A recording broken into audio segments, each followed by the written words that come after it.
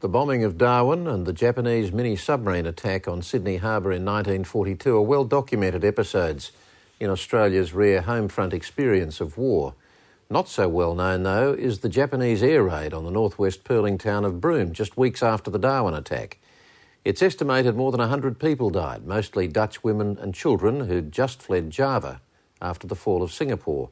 65 years on, survivors returned to Broome at the weekend to commemorate that fateful day.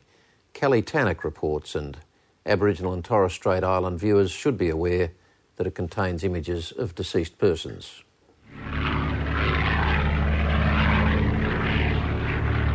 It was terrible because they had to pick the mothers and babies up off the beach. These were the shorts I wore at the time, and in the backside here you see 2 bullet holes.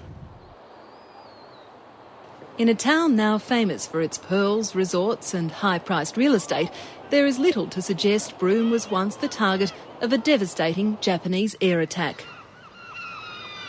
But when the tide is low in the mud of Roebuck Bay, you can still see the rusted relics of the day war came to Broome.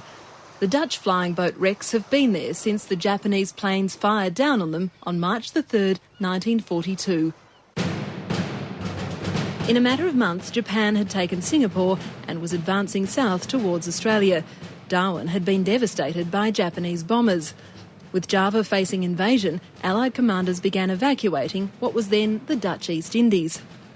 Over 2 weeks, 8,000 Dutch refugees passed through Broome on their way to Perth and Sydney. The Japanese wanted to close this sort of aerial escape route from Java, and hence the air raid was ordered on the Broome aerodrome.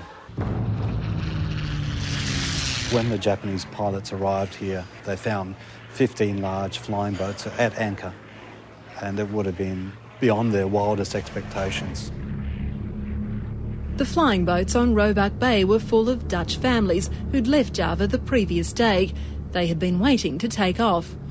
Theo Dorman was 6 years old, his father killed in action off Java just 2 days earlier. My mother had brought with her 1 suitcase, but a large box with soldiers and a toy airplane. And suddenly there was a lot of noise and a lot of click, click, click, click of machine gun bullets hitting the plane. And a short while later, the plane was on fire. Bleeding from a bullet graze, the young boy escaped, but became separated from his mother when they jumped overboard. I was taken by the current under the burning wing, and it was scorching hot. He was eventually rescued by an American Navy barge and reunited with his mother. In the chaos of the Java evacuations, there were no reliable passenger lists and no certainty about how many were killed. Margaret Robinson is one of the few still living in Broome who experienced the raid. Her brothers and cousins collected the bodies along the beach and jetty.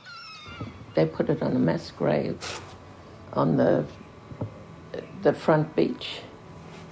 They dug a big hole and buried it there.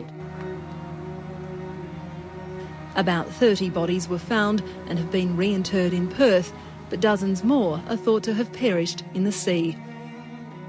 The flying boats were among 24 Allied aircraft lost that day. 30 wounded US servicemen died when their Liberator transport was shot down off Cable Beach. There were many feats of courage that day.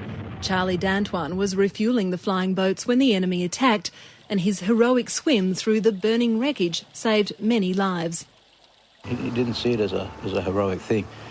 He saw it as something that anybody else would have done at the same time if they were in the same situation.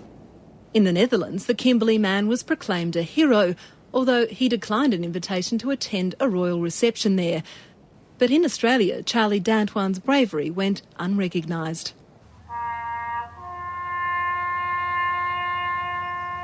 65 years on, the people of Broome and survivors who'd long ago returned to the Netherlands have reunited.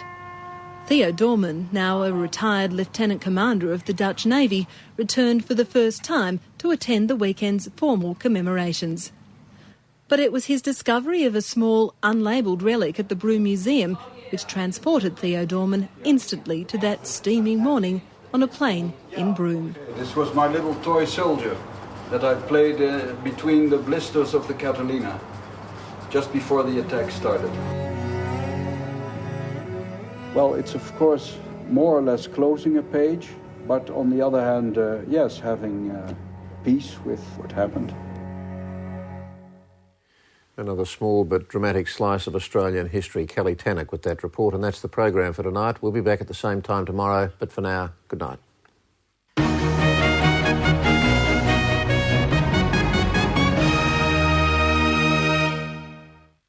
If I wanted to go to the